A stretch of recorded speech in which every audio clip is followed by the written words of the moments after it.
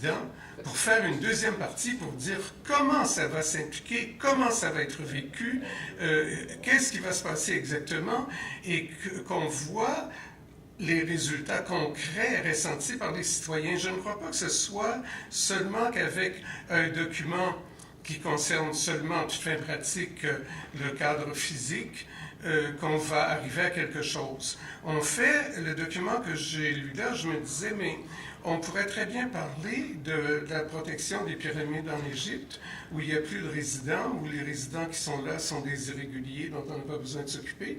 Et je pense qu'on en est quasiment rendu là ici. C'est un peu consternant. Je pense, moi, et je connais beaucoup de gens ici qui pensent ça, y compris les intervenants qu'on a vus jusqu'à présent et que j'ai trouvé absolument excellents. Je pense que les résidents du Vieux-Québec, ça faisait partie du travail qu'on a fait il y a longtemps, et ça reste vrai. Les résidents du Vieux-Québec sont les usufruitiers du patrimoine. Ce sont des propriétaires légalement, bien entendu, mais ce sont des usufruitiers du patrimoine, et ce sont aussi des gens qui ont la responsabilité de conserver le patrimoine, au premier chef. Et c'est pour ça que très souvent, il y a des conflits entre les fonctionnaires et les résidents, parce que ces gens-là ne voient pas leur responsabilité du tout de la même façon, et je vais revenir à ça à un moment donné, parce que les résultats sont catastrophiques. Les relations entre les fonctionnaires et les résidents ne sont pas toujours bonnes. Je ne dis pas qu'elles sont toujours mauvaises, parce qu'au contraire, il y a de très belles exceptions, mais ce n'est pas toujours bon. Et ça m'amène tout de suite à quelque chose qui m'inquiète beaucoup dans le document, et quant à moi, c'est une grenade dans votre document qui pourrait faire exploser votre document n'importe quand. On dit, comment doit-on préserver? Est-ce que c'est là-dedans qu'on parle de ça? Oui, on parle, c'est ça. On dit, je cite, afin de respecter la nature discrétionnaire du pouvoir du ministre. Erreur! Le ministre et le gouvernement ne sont pas élus pour fonctionner avec un pouvoir discrétionnaire. Le pouvoir discrétionnaire est absolument exceptionnel, et les gens qu'on élit au Parlement doivent agir, doivent adopter des lois et des règlements, et non pas tout transférer en pouvoir discrétionnaire au ministre. Le pouvoir discrétionnaire est absolument restreint, c'est absolument exceptionnel. Je ne vous parlerai pas de l'affaire SNC-Lavalin, mais c'est un bel exemple de pouvoir discrétionnaire. Le pouvoir discrétionnaire est restreint, et il y a de très bonnes raisons pour ça. Comme fonctionnaire depuis de très nombreuses années, fonctionnaire à Québec, au fédéral, puis à l'international, je peux vous dire que le pouvoir discrétionnaire est un très grand danger. Ça peut être un excellent moyen, je ne nie pas ça, ça peut être un outil absolument nécessaire dans certains cas. Il n'y a aucun doute, et ça doit être là. Mais de l'autre côté, ça représente un très grand danger parce que vous êtes soumis à l'arbitraire du ministre, à sa bêtise, à sa stupidité, à son ignorance, parfois même à sa malhonnêteté. Quand je m'occupais d'immigration, quand j'étais à la commission d'immigration, je pourrais vous parler de cas où le ministre était acheté, on le savait, et on pourrait vous donner des noms. Alors, c'est vous dire que le pouvoir discrétionnaire du ministre, ce n'est pas un remède miracle, c'est un très grand danger. Encore une fois, ça peut être très utile, mais ça mine tout votre document, parce que juste ça, et je voudrais bien pouvoir invoquer Jean-Charles Bonenfant et lui demander comment faire et qu'est-ce qu'il me conseillerait, mais juste ça, c'est suffisant pour aller jusqu'en Cour suprême, et on devrait le faire. C'est vraiment un gros défaut de ce document-là. Il faut que les gens prennent leurs responsabilités. Les gens sont élus, ou les fonctionnaires sont embauchés pour faire un travail, et les élus doivent adopter des lois et des règlements, et les fonctionnaires doivent les appliquer, et non pas fonctionner selon de la discrétion et ça explique une grande partie des conflits entre les fonctionnaires et les résidents du Vieux-Québec, entre autres choses. Les fonctionnaires des affaires culturelles, depuis trop longtemps, considèrent qu'ils ont des pouvoirs discrétionnaires et que les résidents sont soumis à leurs humeurs. Il y en a trop qui pensent comme ça. Je sais que ce n'est pas le cas de tout le monde et je ne veux pas être injuste, mais il y en a trop qui pensent comme ça et qui restent impunis. Et là, je pourrais vous donner de nombreux exemples de catastrophes qui sont venues des affaires culturelles et de fonctionnaires qui sont restés impunis. Je reviens alors au rôle des citoyens. Je pense aussi que les citoyens et les administrations publiques doivent faire que la façon de faire de la préservation historique, c'est par l'entretien, par le maintien en état. Ce n'est pas comme on a fait, comme on faisait du temps du maire de la Montagne, et je pourrais vous en parler beaucoup plus longuement que vous voulez, je suis sûr. Ce n'est pas ce qu'on faisait du temps du maire de la Montagne, on condamnait des quartiers. Ce qu'on appelle aux États-Unis du redlining. Ici, j'ai cherché, il n'y a pas de mot français pour ça. Croyez-moi, j'ai été longtemps traducteur, il n'y a pas de mot français pour ça. Ça s'appelle du redlining, c'est-à-dire qu'on détermine que tel quartier est condamné. Et là, l'administration publique ne fait plus rien là-dedans. Les banques ne prêtent plus, les assureurs n'assurent plus, et autant que possible, on se débarrasse des résidents. Ce qu'on appelle maintenant en Allemagne et en Europe, on a inventé une nouvelle expression pour ça, on appelle ça du nettoyage social. Comme on avait du nettoyage ethnique dans l'ex-Yougoslavie, maintenant à Berlin et ailleurs, on parle de nettoyage social, et c'est ce qu'on a vécu dans le Vieux-Québec. On a vu des résultats avec le pourcentage de gens qui sont partis depuis un certain nombre d'années. C'est exactement un bel exemple de nettoyage social. Et à un moment donné, on n'a plus de problème, vu qu'il n'y a plus de citoyens pour respecter. C'est peut-être pas le but qu'on doit viser. En tout cas, ce n'est pas celui que moi je viserais. Pour que les citoyens restent là, il faut maintenir en état, il faut les encourager à maintenir en état. Et ça revient à des préoccupations que les gens ont soulevées tout à l'heure. Il faut arriver... Autant je suis pour l'application du règlement et pour que les fonctionnaires interviennent, d'un autre côté, il faut arriver à pouvoir faire des interventions qui ont du sens. Vous ne voulez pas, enfin moi je ne veux pas, voir un Vieux-Québec où il va rester 3 ou 4 maisons anciennes qui vont être des bijoux de préservation et qui restera plus rien d'autre et plus de citoyens. Ce n'est pas ça l'objectif. Malheureusement, on a vu des gens de l'île d'Orléans, je pourrais vous parler de maisons anciennes de l'île d'Orléans où ça s'est passé, où justement, on n'a pas fait l'entretien et la maison de plus de 300 ans à l'époque, en 1950, la maison de plus de 300 ans où on passait nos vacances, elle passe au feu parce qu'il n'y avait pas d'entretien. Il faut de l'entretien, de la remise en état. Ça doit être la première démarche, la première mesure à la fois des administrations publiques et des citoyens. Je comprends très bien que ça ne représente pas des projets faramineux, ça ne représente peut-être pas des beaux projets pour des historiens, des architectes qui rêvent d'avoir leur grand jour, mais c'est pas ça de la préservation historique. La préservation historique, je veux pouvoir continuer à vivre dans mon quartier, dans des immeubles qui ont un sens et un quartier qui a un sens. Je veux revenir à quelques petites choses. Je vais vous demander de conclure, s'il vous plaît. Oui, vous avez déjà largement dépassé votre temps. Bon, il y avait plusieurs autres choses que je vais mentionner. 2 choses parce que il faut que les gens s'identifient au quartier. Je donnais l'exemple de la maison Chevalier. Personne ne savait quoi faire avec ça. Je proposais d'en faire une maison des mariages parce que ça, j'ai vu ça en Europe de l'Est. On donne un sens aux maisons qu'on a rénovées en leur donnant une fonction auquel les gens peuvent s'identifier. Et ça, malheureusement, ça ne se fait pas. Je m'inquiète des voûtes Jean Talon. On allait, quand j'étais jeune journaliste, il y a fort longtemps, on allait aux voûtes Jean Talon pour des parties, quand c'était la brasserie d'art. On pouvait louer des voûtes Jean Talon, aller là-bas faire des parties. Quand j'étais étudiant en droit, on faisait des parties là-bas avec plein de gens que je pourrais vous nommer.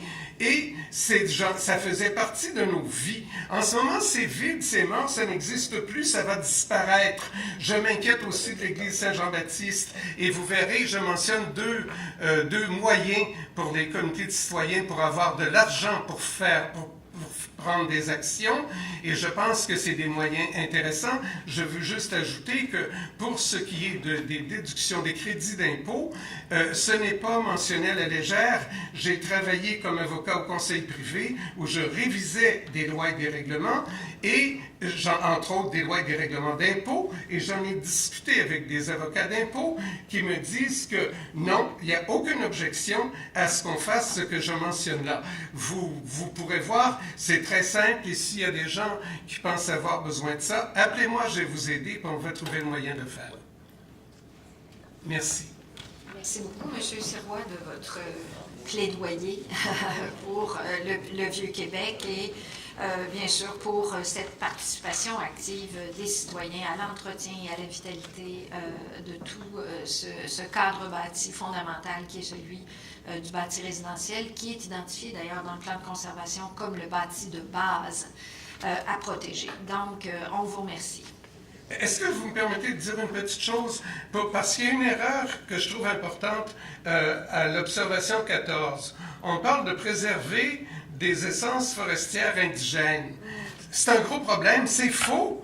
Louis Hébert est arrivé avec des essences forestières qui n'étaient pas indigènes. Au Cavalier du Moulin, vous aviez tout un jardin d'essences non indigènes apportées par des marins anglais, par le parrain de Mademoiselle Boswell de la brasserie Boswell que j'ai bien connue, et c'était rempli d'arbres étrangers qui venaient de l'Inde, de Birmanie, du Sri Lanka, le Ceylan à l'époque. Bon, c'était rempli d'arbres indigènes. Et vous savez ce qui est arrivé? Il y a une fonctionnaire des affaires culturelles, totalement ignorante, qui a décidé de raser tout ça. On a tout fait, on l'a supplié, on lui a fait rencontrer des gens qui témoignaient que c'était des arbres rares à préserver, mais elle voulait affirmer la supériorité, l'autorité des affaires culturelles, et elle a fait raser tout ça. Elle s'appelle Mimi Pontbriand, si vous voulez aller vérifier.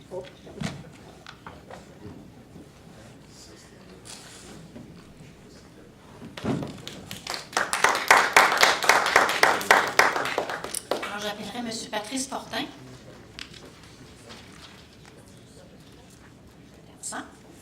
Alors, je demanderai à M. Alain Sanson du Conseil de quartier Vieux-Québec à Blanc, colline parlementaire, à se présenter.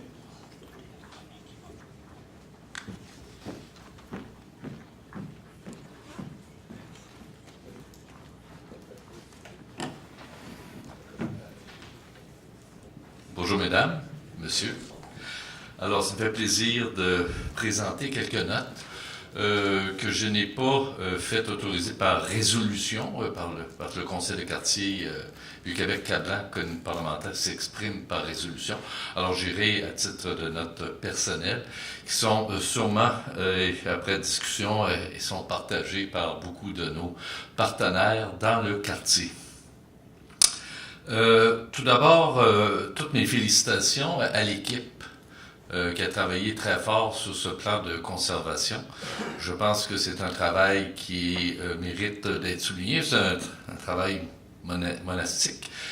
Beaucoup de détails, beaucoup de choses à ne pas oublier. Alors donc, c'est un très bon travail. Alors donc, c'est une bonne base. Maintenant, vous avez tous à cœur, nous aussi, les différents partenaires, vous avez tous à cœur à la réussite de ce plan-là. Et l'une des conditions de réussite, malheureusement, est absent. Est-ce que c'est dans le cadre des responsabilités extrêmement rigides ou contraignantes de vos pouvoirs délégués, pouvoirs réglementaires, pouvoirs légaux? Mais j'irai dans le sens de quelques autres de mes prédécesseurs ici, il manque l'aspect résident. Et résident, ben, ça peut être aussi institutionnel, parce que on a des communautés, on a l'Hôtel-Dieu, mais malheureusement qui s'en va. On a aussi des maisons d'enseignement.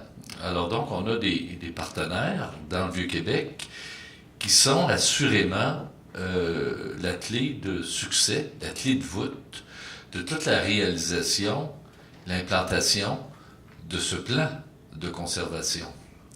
Et sans cette partie mobilisatrice sur laquelle s'appuie, parce que c'est c'est ces partenaires-là, résidents institutionnels, résidents particuliers, résidents commerçants, c'est sur eux que vont porter la réalisation et le succès de ce plan-là. Ce sont eux qui initient, ce sont eux qui font les demandes, ce sont eux qui mettent l'argent et les capacités financières de nos résidents ou de nos partenaires n'est pas infinies. Et ce qui est demandé actuellement par le plan de conservation, qui s'inscrit dans la ligne de continuité des dernières années, est ruineuse et difficile. Je pense que si on n'est pas en mesure on est en mesure d'être propriétaire, mais on a de la difficulté à répondre à vos exigences, c'est tout l'entretien du bâti, c'est tout l'entretien de notre patrimoine qui risque d'en être de façon très importante. J'essayais de trouver un qualificatif financier, mais je veux dire que de façon très importante, ça risque de causer des gros problèmes. Alors, je pense qu'il y a toute la dimension de calibrer votre plan avec la question des résidents et des attentes et de leur capacité financière à les réaliser. On m'a souvent reporté, ça me fait plaisir de partager avec vous, on est plus, on dit, ouais, je fais la rénovation de ma galerie, mes fenêtres, on n'est plus exigeant à m'exiger des fenêtres en thermos que les fenêtres du nouvel immeuble aux côtés de la rue, là. Les gens comprennent pas qu'il y a 2 poids, 2 mesures pour leur bâtisse. Bien entendu, on parle pas de bâtisse nécessairement de classe A, là, mais de bâtisse d'intérêt patrimonial de classe B. Je pense que cette nomenclature existe encore au ministère. Alors, je pense qu'il faut faire la distinction entre une classe A qui mérite beaucoup d'attention et faire aussi une distinction avec les autres types de bâtiments qui ne peuvent pas être mis sur le même pied d'égalité que les autres. Alors donc, il faut être très attention au niveau des capacités de paiement qu'on fait. Maintenant, quand on parle aussi de patrimoine, je voulais aussi cet élément-là de votre document. Le patrimoine est quelque chose qui peut se décliner sur bien des temps des verbes. Et aussi, on l'a vu tout à l'heure, mais il peut se décliner sur d'autres choses. Alors, il y a le patrimoine occupationnel, il y a le patrimoine usage, il y a le patrimoine d'occupation, il y a le patrimoine patrimonique, les lieux, les patrimoines des lieux historiques comme tel, un parc Cavalier-des-Moulins, représente un patrimoine en soi, n'est pas une bâtisse, mais est un parc. Les noms aussi sont patrimoniaux. Les usages aussi qui sont dégagés, qui se font depuis de très nombreuses années dans notre secteur du Vieux-Québec. Par exemple, Cap-Blanc a un patrimoine maritime parce qu'il a servi de chantier. Alors, c'est tout cet aspect-là patrimonial qui peut être décliné sur d'autres choses qu'il faut aussi ne pas oublier d'intégrer. Dans le troisième point, sur l'application, on en a parlé tout à l'heure. Je pense que ici, à la Ville de Québec, je pense qu'on a une certaine discrétion, je ne crois pas, mais je pense qu'à jusqu'à date, ils peuvent vraiment faire un bon accompagnement, comme le dit M. Côté tout à l'heure. Mais il en demeure pas moins que on est un milieu vivant et habité. Et la qualité de vie passe par la capacité d'entretenir notre patrimoine, mais aussi par notre capacité de le vivre en communauté. Et je pense que c'est extrêmement important que l'aspect résident particulier, résident institutionnel, résident commerçant soit associé et se fonde dans un milieu de vie qui va assurer une certaine pérennité.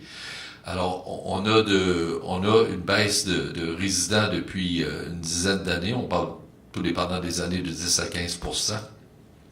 C'est préoccupant. Bon, on y travaille sur à la table de concertation d'amener un certain nombre de résidents, mais Je pense qu'il faut qualifier ce milieu de vie d'extrêmement précieux et donc il faut préserver la fonction résidentielle, mais il faut du moins mettre des moyens pour la conserver.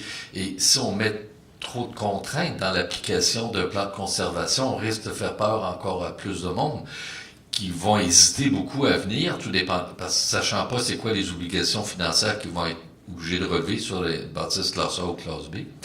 Mais il faut absolument les sécuriser là-dessus, donc c'est un bon potentiel de les sécuriser. On subit, si je regarde, c'est question que je voulais vous poser. Le Vieux-Québec, vous vous êtes penché là-dessus, mais dans 5 ans, dans 10 ans, parce que c'est une dynamique, vous le voyez comment? Il serait quoi le quartier du Vieux-Québec dans 5 ou 10 ans? Parce qu'un plan de conservation nous permet d'assurer, bien entendu, la pérennité pour le futur, mais il permet aussi de dégager des forces et des orientations qui permettent de le développer. Alors, on le voit quoi, le Vieux-Québec, le site patrimonial dans 10 ans, 15 ans? Moi, je vous suggérerais une réponse. On y voit un milieu de vie de grande qualité qui va faire l'envie de beaucoup de nos autres concitoyens qui vont vouloir venir y vivre. Si on regarde un quartier comme Limoilou ou d'autres, il y a une certaine qualité de vie qui est en train de se dégager là. Alors à ce moment-là, pourquoi on n'est pas capable de contrebalancer, de dégager un milieu de vie des plus intéressants, des plus attractifs? Et des plus attractifs, ça veut dire aussi, ça met toutes les conditions gagnantes au niveau de la valorisation et du maintien de notre patrimoine bâti. Merci. Merci de votre écoute. Alors écoutez, on apprécie beaucoup que vous nous parliez justement de ces conditions de réussite, de ces conditions gagnantes. On en prend très bonne note puisque vous n'avez pas nécessairement soumis de mémoire, mais il y a une transcription qui nous permettra bien sûr de tenir compte et de rapporter vos propos fidèlement à la ministre. On vous remercie. Merci beaucoup.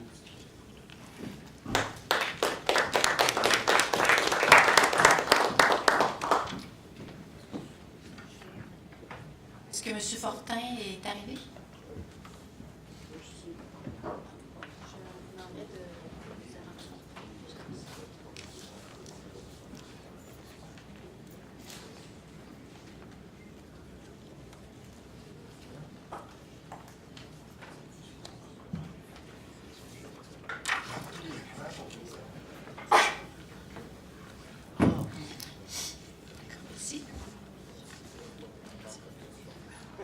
Alors, M. Fortin, on a pris un petit peu de retard. On va vous demander de résumer vraiment en 5 minutes. Oui, c'est pas long. Je vais vous lire mon mémoire, c'est pas long. Je vous accorde 5 minutes. Alors, mon mémoire, ça va comme ci. C'est marqué consultation sur le site patrimonial du Vieux-Québec. L'objectif de ce mémoire consiste à faire en sorte qu'un lieu historique soit désigné dans le Vieux-Québec, à l'endroit même où M. Elzéar Bédard, en 1833, occupait ses fonctions en tant que député de Montmorency de 1832 à 1836 et premier maire de Québec en 1833. Il s'agit d'une résidence située au 55 de l'Auteuil. Cette désignation se doit être à la hauteur du personnage qui sera désigné en l'honneur de l'honorable Elzéar Bédard, et ce, à la même hauteur que William Lyon Mackenzie le fut dans le Haut-Canada, compte tenu d'une incidence marquante sur l'histoire du Québec de ce personnage. Cette demande constitue donc un dépôt d'une demande officielle de désignation et de commémoration de la Ville de Québec afin de pouvoir y installer une ou des plaques commémoratives à la mémoire de l'honorable Elzéar Bédard en tant que député de Montmorency à la Chambre d'Assemblée du Bas-Canada, qui pourrait aussi rappeler son rôle pour avoir pris la responsabilité de présenter les 92 résolutions, mais aussi en tant que juge de la Cour du banc du roi pour avoir défendu le principe de habeas corpus, fut aussi suspendu de ses fonctions et officiellement réhabilité suite. Par la suite, je me suis trompé, j'ai fait une erreur, c'était en 18